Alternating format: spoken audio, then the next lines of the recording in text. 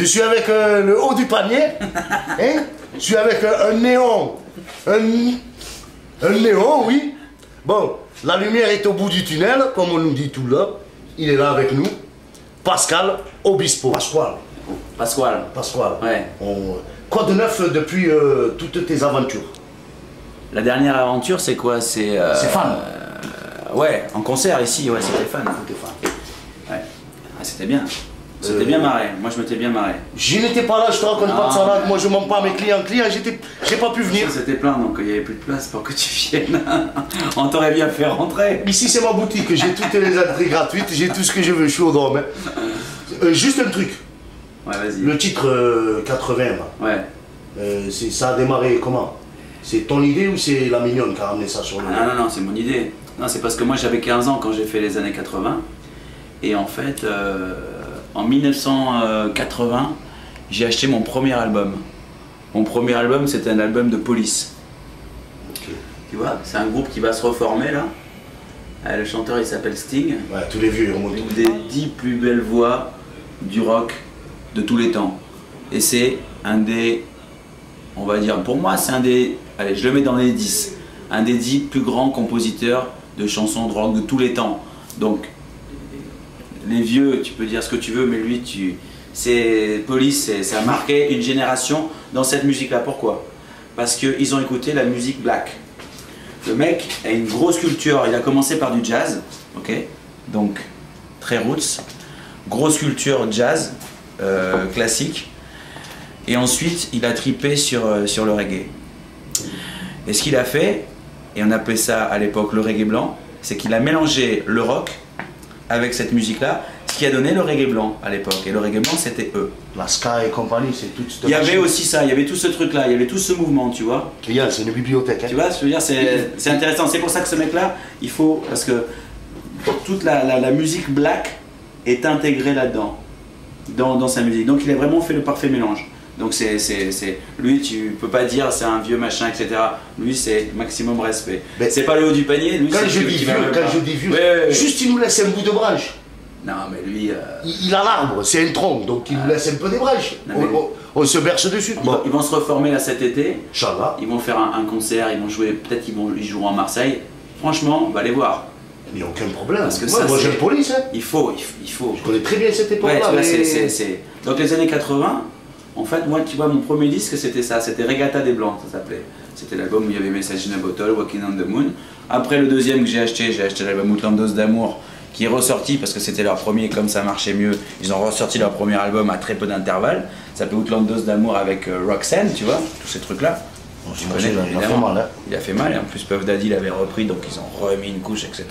Il est très...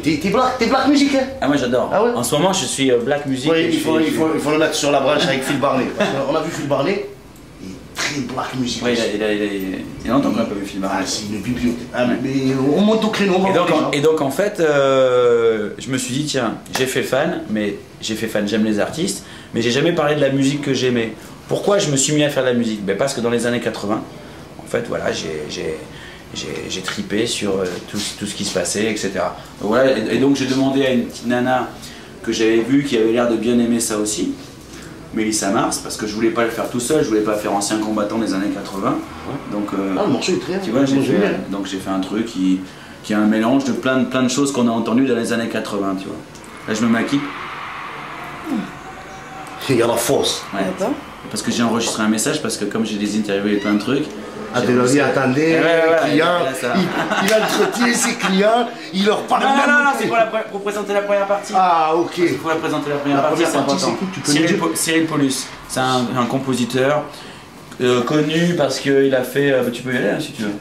Connu parce qu'il a fait. Là, il a fait un album, son deuxième album. Qu'est-ce que je t'ai dit? Et il a fait des chansons pour Le Roi Soleil, la comédie musicale. Okay. Être à la hauteur, tu vois, c'est lui le compositeur. Voilà. Okay. C'est le gars qui était en haut. Et c'est un bon mélodiste. Très bon mélodiste. Moi, j'aime les mélodistes. Là, c'est une question de mes clients. Vas-y. Alors, cette affaire de t'es adoré, t'es détesté. Ouais, ça c'est bon ça. C'est quoi cette affaire? T'es monté au créneau, t'as fait du mal à des gens ou je comprends pas? Non, mais parce que moi, tu vois, je suis peut-être ma branche, c'est le rap, tout ça, mais je fais toutes les musiques. Ouais. Et Moi, la première question qu'on m'a posée, c'est ça. Moi, j'ai jamais eu de problème avec tous les gens du hip-hop, tous les gens du R&B, du hip-hop, tu vois, tous ces trucs-là. Bizarrement, je me suis aperçu dernièrement que c'est des gens qui me respectaient beaucoup plus que les gens de la variété et du rock. C'est pour ça qu'on est là. C'est assez bizarre. Et donc, j'ai fait un rapprochement il y a pas très longtemps. Et j'ai cherché à rencontrer plein de gens. Et effectivement, je suis beaucoup plus apprécié dans ce... Pas pourquoi. C'est la distance qui est entre nous, c'est pour ça. Parce que quand on regarde, pour nous, tu n'es pas disponible. Tu es tout le temps sur... Non, là oui. Ben là oui. Ça c'est organisé. Ben, c'est organisé, il m'appelle, je suis là, je vais lui dire non. Voilà, mais sinon dans notre tête à nous, c'est inaccessible. Bon, voir Pascal Obispo, c'est Arthur ou c'est... Au bistrot, il n'y a pas de problème, hein. On se fait ça un de ces jours, hein. Des cacahuètes, des pralines. Client. Donc en fait, voilà, je vais t'expliquer pourquoi. Parce que j'ai une démarche qui ressemble à comment dire, je travaille beaucoup plus, entre guillemets, à l'américaine. C'est-à-dire que tu connais Berry Gordy? Oui. Berry Gordy, c'est celui qui a fait la table à Motown. Et en fait, quand j'ai commencé à travailler il y a quelques années, en fait, j'ai eu très rapidement l'idée, parce que je savais que être chanteur c'était très éphémère, j'ai eu l'idée de faire des équipes de travail. Donc j'ai cherché des auteurs et des compositeurs, et j'ai organisé des séminaires d'écriture, où on se réunit pendant une semaine, 10 jours, et on fait des chansons. On fabrique des chansons, tu vois, pour notre plaisir. Et après les chansons, après, je les ai proposées à des interprètes. Ok. Mais en faisant ça, en fait, j'ai pris le job de pas mal de gens de maisons de disques, maisons d'édition, etc. de l'époque. Et donc, ça n'a pas tellement plu. Et moi, comme je suis un espagnol et que moi, je ne baisse pas les yeux, de toute façon, et que j'ai aussi ma personnalité, l'ensemble conjugué, ça fait que il y a plein de gens qui me détestent. Mais ça, c'est les gens, beaucoup des gens du métier, parce que j'ai l'impression ils ont l'impression que je leur prends un peu, alors qu'ils pourraient, tu vois, ils pourraient aussi... On pourrait se mettre ensemble et apprendre et avancer, progresser. Moi, c'est ce que je cherche en faisant ces choses-là, c'est travailler avec d'autres auteurs-compositeurs pour leur montrer des choses, mais pour que moi aussi, je puisse en retirer des choses pour ma musique, pour avoir des idées, pour faire des projets, etc. Ça, c'est un côté du truc. Et l'autre côté, c'est que à force de dire du mal de certains artistes dans la presse, malheureusement, l'effet qu'on fait, c'est qu'on les rend beaucoup plus populaires. Et ça, ils n'avaient pas calculé ça. Et au bout de 24 fois où j'étais nominé aux Victoires de la musique, où j'ai rien eu, c'est ça. J'arrivais numéro 2. Ne m'emmène pas ça tout de suite. Je t'explique. Client, il nous mange la brache, il me mange le boulot. En fait, c'est ça. Et en fait, ça. Ça rend, les gens ils comprennent pas pourquoi. Je sais, c'est quoi cette affaire? Le public ne comprend pas, mais le métier comprend bien puisque c'est lui qui décide de ne pas me... Voilà. Mais en plus, le truc c'est que j'arrive toujours numéro 2. Beaucoup des gagnants, ils ont gagné... On les voit plus après. Non, c'est par rapport à tes titres. C'est par rapport à tes titres, ils sont au créneau, pour certains. Mais moi ça me dérange pas, moi je veux pas être devant. Moi je suis devant quand je fais de la scène, le reste je m'en fous. C'est pas nous qu'on l'a dit, c'est lui. Hein. Moi je veux être derrière, je veux composer des chansons. Et bon, bientôt le hip-hop, tu t'attaques au marché, je sais pas. Ouais, sérieusement. Comment t'es rentré en contact avec Chill? Pour Adjani en fait. Parce que pour l'album d'Adjani, on a... C'est du sucre au container la Coco. On a fait... je voulais avoir aussi la représentation d'une musique que j'écoutais aussi. Parce qu'il y a plein d'invités sur l'album d'Adjani. Et tu vois, il y a aussi bien... Il y a Seal, il y a des rockers, il y a la chanson française, il y a Youssou N'Dour, l'Afrique, tu vois, etc. Il n'y avait pas le rap. Et j'ai demandé, et comme Isabelle, elle est très cultivée, tu vois, très intelligente, j'avais besoin de l'auteur, quoi, tu vois, le littéraire, le plus grand auteur, voilà, c'est Akhenaton. Moi, les deux, c'est Cool Chain et Chill. Pour moi, c'est mes deux, pour moi, ces deux-là, c'est du niveau de Ferré, de l'époque, mais on ne le dit pas, parce que les gens ne comprennent pas encore bien. Ils lisent pas trop les trucs, mais quand les gens se rendront compte que ce qu'ils sont en train d'écrire, c'est du niveau, même quelquefois même supérieur au niveau de l'émotion et au niveau de tout, tu vois, quand ils comprendront ça, les gens, tu vois, tu sais, tous ces gens qui ont a priori contre la musique, les couleurs, etc. Plus que ça, je le sais depuis 90, quand j'écoutais Le Monde de Demain. Moi, quand j'écoute Le Monde de Demain et que derrière je me mets à écouter du rap et des trucs, je me dis putain, c'est quoi ces gens? Je comprenais pas, je sais pas ce que c'est cette musique, tu vois. Et au fur et à mesure, j'ai écouté tous les trucs. Et mon choix est toujours resté à NTM et IAM. Bon, tu vas me dire, c'est pas très difficile. Voilà. J'arrive au créneau, tu vas écouter ma poésie, ma diatribe, tu en feras de... Et toi, c'est super. Oh là là. Non, moi j'adorais. Mais il y a encore pire. Non mais j'adorais. Moi je veux frapper partout. Moi, aussi bien la variété, le jazz, quand j'ai fait le truc pour Akhenaton, justement, j'ai osé lui proposer, parce que c'est difficile que je lui propose quelque chose, tu vois, parce que bon, on sait pas trop, tu vois, bon, c'est moi, lui c'est lui, le mélange, tu sais, Akhenaton, Bispo, tu sais, machin. Bon, et en fait, j'ai fait un truc, pour moi, c'était une vraie bande originale de film. Et comme il avait fait, j'avais entendu le truc avec Bruno Coulet, avec vos trucs, tu sais, que vous avez... Bazaz Breakdown. Voilà, Bazaz Breakdown. Je me suis dit, tiens, et quand tu l'écouteras, tu l'as écouté ou pas le morceau, non? Non. Ben, quand tu l'écouteras, tu comprendras ce que je te dis. Des petits pianos dans les aigus comme ça, qui tournent avec... Moi, j'ai foutu des violons, des trucs, enfin, c'est très hypnotique. Ça, c'est sorti. Non, ça va sortir. Oh, la pochette. C'est mon fils. Voilà. Ouais. Donc, l'explication. Non, je voulais parler famille. Je peux te la donner. Tu as des frères, tu as des sœurs. J'ai une demi-sœur. Même si on va parler. Ouais, j'ai une demi-sœur. Mais le truc que je veux te dire. Tu es très famille par rapport à... Moi, ma famille est un peu écartée. Okay. Ce que je veux dire, c'est que ce que je déteste, c'est de voir les enfants des vedettes et des stars. On les retrouve 20 ans après ou 30 ans après. On dit alors c'est qui, c'est votre fils, etc. Et on dit ouais, moi j'ai été laissé par mon père. Parce que mon père, c'était une star, et patati patatao par ma mère, etc. Et ça fait des gens complètement déséquilibrés. Ça, je veux pas ça pour mon fils, parce que je veux pas arrêter la musique tout de suite.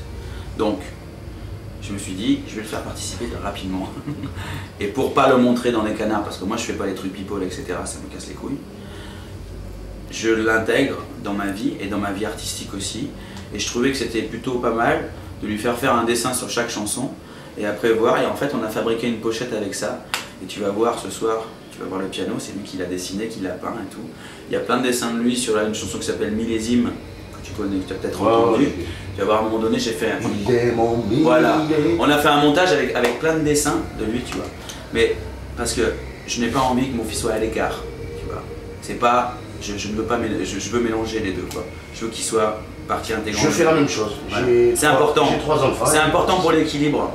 Son équilibre, pour pas qu'il se sente rejeté, pour pas qu'il voit son père comme un... Et musicalement, tu lui fais faire quelques voix, non? Tu fais pas des petits Non, trucs? c'est 6 ans. Mais aussi, moi Et alors? j'ai sur mon album. Et ouais. Ouais, mais moi, Même Chi, il l'a fait aussi. Ah ouais, il l'a fait pour ses petits. Pas encore. J'ai fait des petits trucs, mais j'ai pas osé le mettre. J'avais fait une présentation. Bonjour, vous avez écouté l'album de mon papa. C'est pas de la merde, mais c'est de la variette. C'est ça qu'il disait. C'était pas de la merde. Non, c'est lui, c'est pas de la merde, mais c'est de la variette. Il sait déjà, il a le pif, le ptio. Expatrié. Christopher. Ah, Michel Polnareff. Voilà. Christopher. C'est une époque. Non, parce qu'il y a Christophe aussi. Il revient. Je t'ai dit, tous les vieux remontent au créneau. Ah, mais Christophe, il chante sur l'album d'Isabelle Adjani. Christophe est un génie. Christophe est un génie de la musique. Un génie. Moi, j'ai écouté qu'une chanson. Non, mais tu sais, qu'est-ce que je t'as connais écouté? La Maison Bleue ou Les Yeux Bleus.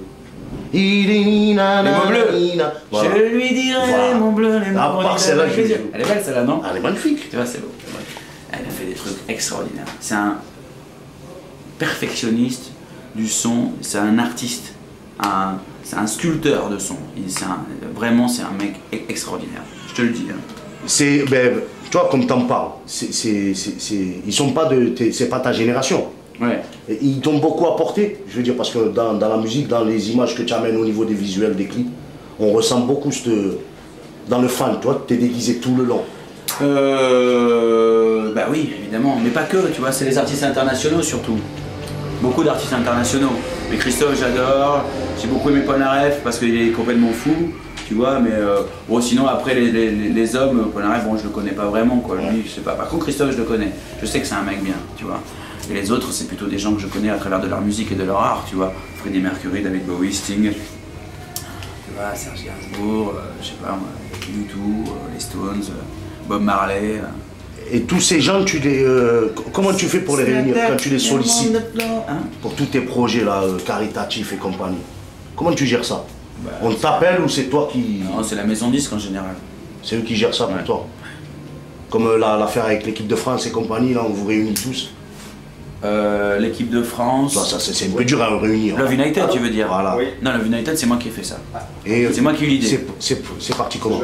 Bah, parce que je cherchais une idée forte pour le sida et je me disais que c'était la Coupe du Monde, donc comme ils allaient être beaucoup vus et qu'ils représentent quelque chose d'assez sain,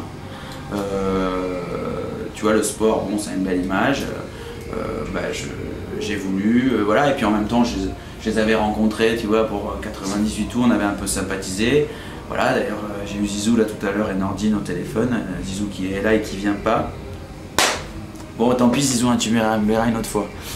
Voilà, grâce à Zizou, j'ai pu faire Love United parce que dès que Zizou a enregistré, bah, tous les autres jours on dit moi, on veut être sur le truc avec Zizou. Si Zizou y est, tout le monde est là. Bah, attends. C'est ça la force de ce mec. Si le patron est là, Si le patron est là, tout le monde vient. Dada, tu voulais dire un truc? Non, non, faut conclure. Il faut conclure alors. Ouais, c'est bon, non. À moins que tu veux rajouter quelque chose. Bon, ce soir, je vais vous faire plaisir, je Chaud. vais vous faire plaisir à Marseille. Parce que dans le medley des années 80, quel est le gros tube de 1984? C'est le milliard, la chanson, George Benson. Quel est le gros tube de 1984 dans le rock? Dans le rock. Ouais, Dans le rock. c'est fou, hein. Run DMC avec la combinaison de... Non, c'est un truc qui se chante dans le stade de Marseille et qui est l'hymne pour les Coupes d'Europe. C'est Jump. les Queens. Non, c'est Van Halen, Jump. Tu connais pas ça? Mais si, tu l'entends tout le temps. Tin, tin, tin, tin, tin, tin, tin, tin, tin, tin. Musique électronique. C'est pour nous. Et ce soir, Tu te fais le titre. je fais un bout du titre. Parce que c'est les années 80 et ça va être le feu du feu. Le show, Et il ça dure va- combien de temps? 2h40. 2h40. T'es sportif, j'espère. Je suis en pleine forme, moi. Alors, Cosca TV. Client du sucre, à l'état Voilà. pur, du pur, du pur. Voilà. Merci, un petit coucou à C'est nous qui- Chill. Ok. Et merci à Cosca. Et voilà. Donc, c'était du sucre pour vous et j'espère que. Et chill, Hein? il va acheter mon contrat à la Cosca et je me cassais, préparer mon capa. On va défourailler la variété française. Merci beaucoup, Pascal. Bon, à bientôt et bon concert. Merci.